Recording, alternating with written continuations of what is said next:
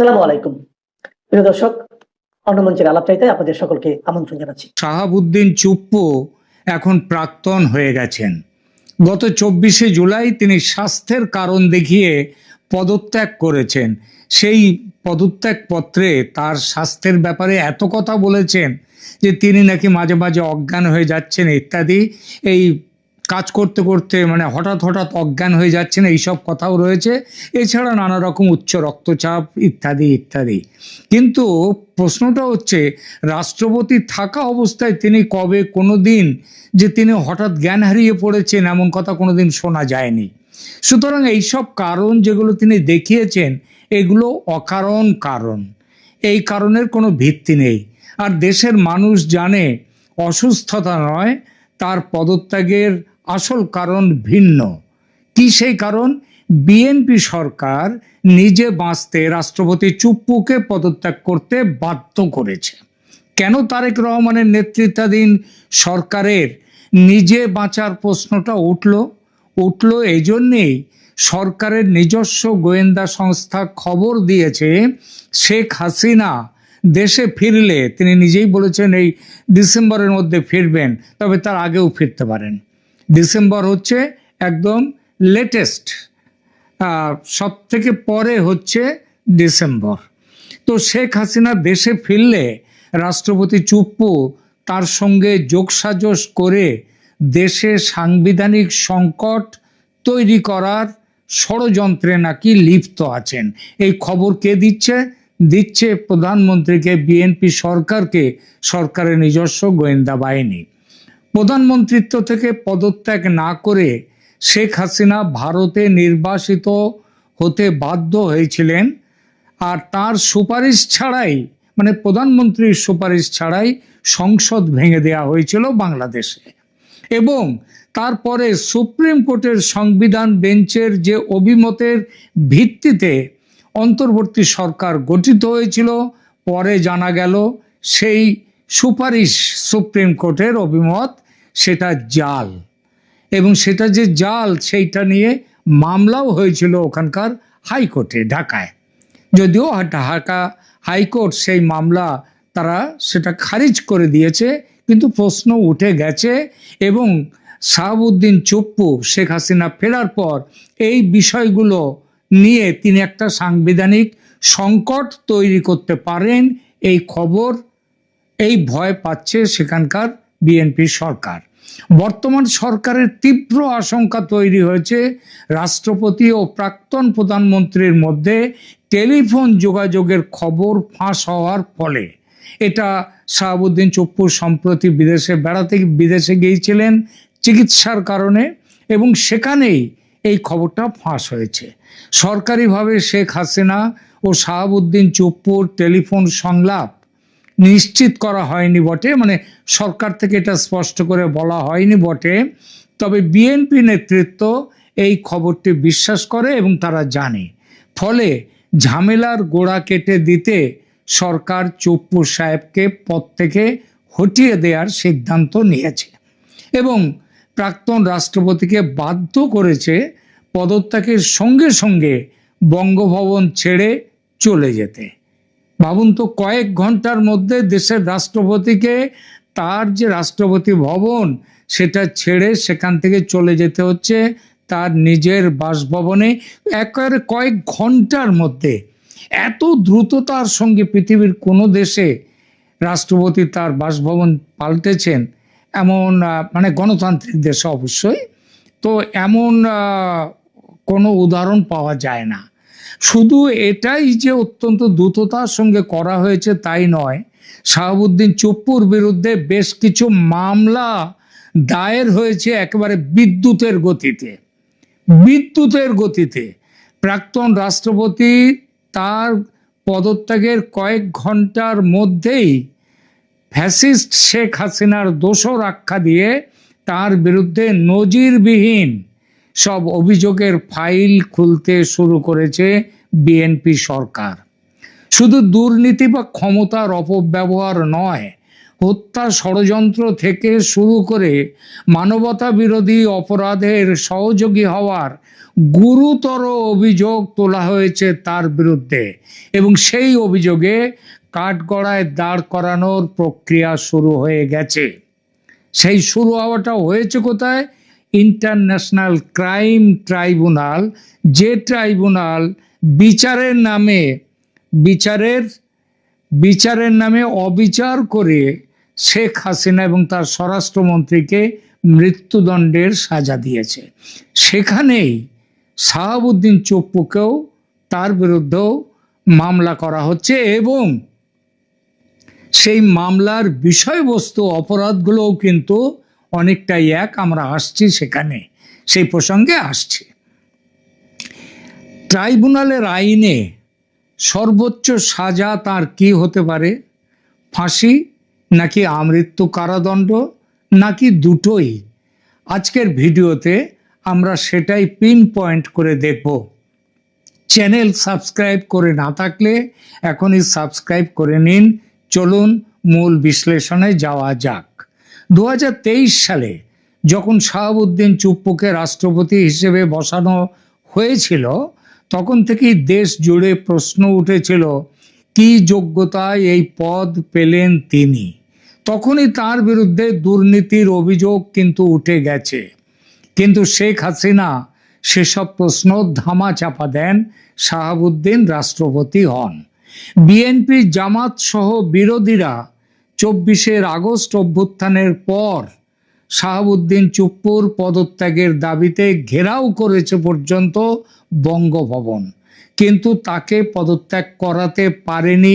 এই জন্যই যে সেনাপ্রধান ওয়াকারুজ্জামান তার পাশে দাঁড়িয়ে গিয়েছিলেন, এবং সেই দাঁড়ানোর ফলে সেনা তার পাশে ছিল বলে সফল হয়নি সেই প্রচেষ্টা।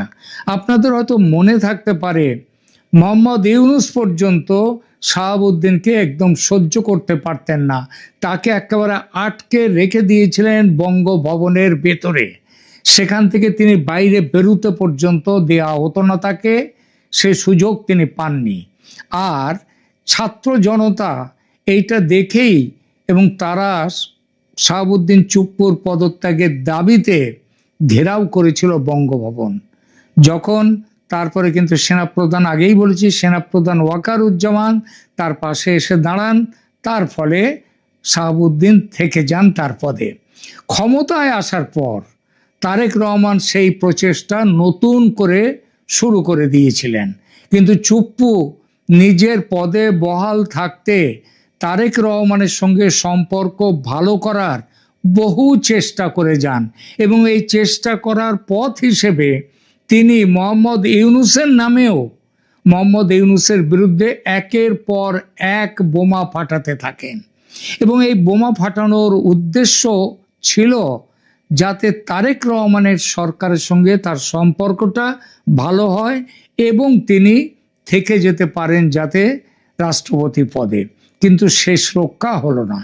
শেখ হাসিনার সঙ্গে ফোন যোগাযোগের পর সম্পর্ক ভেঙে চুরমার। সত্যি সত্যি তার ফোন যোগাযোগ হয়েছিল কিনা আমরা বলতে পারবো না, কিন্তু বিএনপি সরকার বিশ্বাস করে ফোনে যোগাযোগ হয়েছিল শেখ হাসিনার সঙ্গে। সুতরাং তারপর থেকেই তারেক সরকারের কাছে তিনি শত্রু হিসেবে চিহ্নিত হয়ে গেছেন, এবং সরকার এতটাই ক্ষুব্ধ, তার বিরুদ্ধে অভিযোগ এইটাই যে তিনি ফ্যাসিবাদের দোসর হিসেবে শেখ হাসিনা সরকারের অন্যায় আদেশগুলোর ওপর সিলমোহর দিয়ে গেছেন একের পর একবার। কখনো শেখ হাসিনাকে থামাবার চেষ্টা তো করেননি, বরং তার সব কাজে তিনি সমর্থন দিয়েছেন। অতএব এই অপরাধে, ফ্যাসিস্টের সহযোগী হওয়ার অপরাধে তিনি এখন অপরাধীর কাঠগড়ায়। ইতিমধ্যে কোন কোন অপরাধে মামলা হয়েছে শাহাবুদ্দিন চুপ্পুর বিরুদ্ধে একটু দেখি। প্রথমত দুর্নীতি, ইসলামী ব্যাংক কেলেঙ্কারি ও অবৈধ সম্পদ অর্জনের অভিযোগ। রাষ্ট্রপতি হওয়ার আগে তিনি ছিলেন দুর্নীতি দমন কমিশনের কমিশনার। সেখান থেকে শুরু করে নানা জায়গায় দায়িত্ব পালন করার সময় তার নামের পাশে যুক্ত হয়েছে দুর্নীতির বহু অভিযোগ। বিশেষ করে এস আলম গ্রুপের আলোচিত সেই ৮০,০০০ কোটি টাকার ঋণ জালিয়াতি এবং ইসলামী ব্যাংক দখলের ঘটনায় পর্দার আড়ালে বড় ধরনের ভূমিকা ছিল শাহাবুদ্দিন চুপ্পুর, এই অভিযোগ রয়েছে তার বিরুদ্ধে। সাংবিধানিক সুরক্ষার কারণে, কারণ যেহেতু তিনি দেশের প্রেসিডেন্ট পদে থাকাকালীন তার বিরুদ্ধে কোনো মামলা করা যায় না, সেই জন্য তার বিরুদ্ধে তখন কেউ আঙুল তুলতে পারেনি, তাকে অভিযুক্তের কাঠগড়ায় দাঁড়াতে পারেনি। কিন্তু এখন চলে যাওয়ার পর, রাষ্ট্রপতি পদ থেকে চলে যাওয়ার পরে কি অবস্থা? সংবিধানের সেই সুরক্ষার চাদর আর তার নেই। আইনমন্ত্রী বাংলাদেশের মোহাম্মদ আসাদুজ্জামান সাফ জানিয়ে দিয়েছেন, কারো প্রতি অবিচার করা হবে না ঠিকই, অর্থাৎ শাহাবুদ্দিনের বিচারের তার সুবিচার পাওয়ার সুযোগ তাকে দেওয়া হবে ঠিকই, তবে সুনির্দিষ্ট অভিযোগ যা আছে তার বিরুদ্ধে তার চুলচেরা বিশ্লেষণ চলছে এবং এই বিশ্লেষণও কিন্তু বেশি দিন নেবে না, খুব তাড়াতাড়ি বিশ্লেষণ শেষ করে কাজে নেমে পড়বে বিএনপি সরকার, অর্থাৎ তাকে কাঠগড়ায় তুলবে। অতীতে কিভাবে ক্ষমতার অপব্যবহার করে নিজের ও সহযোগীদের আখের গুছিয়েছেন তিনি, দুদক এবং সংশ্লিষ্ট তদন্ত সংস্থাগুলো এখন সেই ফাইলগুলো একে একে টেবিলের ওপরে সাজাচ্ছে। এর সঙ্গে যুক্ত হয়েছে আন্তর্জাতিক অপরাধ ট্রাইব্যুনালে তার বিরুদ্ধে হত্যায় সহযোগিতা করা এবং মানবতা বিরোধী মামলা। শুধু আর্থিক দুর্নীতিতেই তার মানে আটকে থাকছে না চুপ্পুর ভাগ্য। বাংলাদেশ আজাদি পার্টি এবং রাষ্ট্র সংলাপ ফোরামের মতো রাজনৈতিক সংগঠনগুলো সরাসরি আন্তর্জাতিক অপরাধ ট্রাইব্যুনালের চিফ প্রসিকিউটর কার্যালয়ে তার বিরুদ্ধে আনুষ্ঠানিক তদন্তের আবেদন জানিয়েছে। এখানে অভিযোগটা কি জানেন? অভিযোগটা হলো সুপিরিয়র রেসপন্সিবিলিটি বা উচ্চপদস্থের দায়। রাষ্ট্রপ্রধান হিসেবে দেশের ৩ বাহিনীর প্রধান এবং সর্বোচ্চ অভিভাবক হিসেবে তিনি জুলাইয়ের গণহত্যাকাণ্ড রোধে কোনো ব্যবস্থা তো নেননি, সম্পূর্ণ নিষ্ক্রিয় ছিলেন, এই অভিযোগ তার বিরুদ্ধে ছাত্র জনতা, জামাত, বিএনপি তাদের সবার। আন্দোলনকারীদের ওপর যখন গুলি চালনা হচ্ছিল তখন তিনি ফ্যাসিবাদকে প্রকারান্তরে প্রোটেকশন দিয়ে গেছেন, মৌন সমর্থন জুগিয়েছেন, অর্থাৎ গণহত্যাকারী ফ্যাসিস্ট শেখ হাসিনার সহযোগী শক্তি তিনি। আইন বিশেষজ্ঞরা বলছেন, জুলাই অভ্যুত্থানে যে তাজা প্রাণগুলো ঝরে পড়ার পেছনে যে গভীর রাজনৈতিক ষড়যন্ত্র ছিল, সেই ষড়যন্ত্রের চক্রান্তকারীদের তালিকায় একেবারে উঁচুর দিকে রয়েছে, আগে থেকেই রয়েছে শাহাবুদ্দিন চুপ্পুর নাম। শুধু তাই নয়, ভবিষ্যতে তার বিরুদ্ধে সরাসরি হত্যা মামলা এবং রাষ্ট্রদ্রোহিতার মতো গুরুতর অভিযোগে যুক্ত হওয়ার প্রবল সম্ভাবনা রয়েছে। আর রাষ্ট্রদ্রোহিতার সাজাও হচ্ছে মৃত্যুদণ্ড। ঘটনা কিন্তু সেদিকেই যাচ্ছে। তাহলে এখন প্রশ্ন হলো, আন্তর্জাতিক অপরাধ ট্রাইব্যুনাল আইনে তার সর্বোচ্চ কি শাস্তি হতে পারে? 1973 সালের আন্তর্জাতিক অপরাধ ট্রাইব্যুনাল আইন অনুযায়ী মানবতা বিরোধী অপরাধ, গণহত্যা কিংবা গণহত্যায় প্ররোচনা ও সহযোগিতার অভিযোগ প্রমাণিত হলে এখন এখানকার নির্ধারিত সর্বোচ্চ শাস্তি হলো মৃত্যুদণ্ড অথবা আমৃত্যু কারাদণ্ড অথবা দুটোই একসাথে। যে দেশের সর্বোচ্চ সাংবিধানিক চেয়ারে বসে জনগণের নিরাপত্তা নিশ্চিত করার কথা ছিল, সেই চেয়ার থেকেই যদি কেউ গণহত্যাকারীদের আড়াল করে থাকে এবং আইনের চোখে যদি এই অপরাধ প্রমাণিত হয়, তবে সর্বোচ্চ শাস্তি বা মৃত্যুদণ্ড তার উপরে নেমে আসবে। ট্রাইব্যুনালের কাঠগড়ায় আজ হোক বা কাল এই অপরাধের জবাব তাকে দিতেই হবে। আর এবার তো আইন তার নিজের গতিতে চলা শুরু করে দিয়েছে, আগেই বলেছি একেবারে বিদ্যুতের গতিতে। যে সংকেত পাওয়া যাচ্ছে তাতে বলা যায় 2-4 দিনের মধ্যে প্রাক্তন রাষ্ট্রপতিকে গ্রেপ্তার করা হবে। এজন্যই তাকে অত্যন্ত দ্রুততার সঙ্গে বঙ্গভবন থেকে সরিয়ে দেয়া হয়েছে, যাতে গুলশনে তার বাড়ি থেকে তার গ্রেপ্তারি খুব বেশি মিডিয়া হাইপ না পায়। চুপ্পুর দুর্ভাগ্য, হাসিনা পালাবার পথ পেয়েছিলেন, কিন্তু চুপ্পুর পালাবার পথ নেই। শেখ হাসিনার ভারতে যাওয়া সম্ভব হয়েছিল দেশের সেনা তার চলে যাওয়ার ব্যবস্থা করায়। চুপ্পু সে সুযোগ পেলেন না। ভারতও শেখ হাসিনার জন্যে যে ব্যবস্থা করতে পেরেছিল বাংলাদেশ সেনার সঙ্গে আলাপ আলোচনার মাধ্যমে, চুপ্পু সেটা পাবেন না।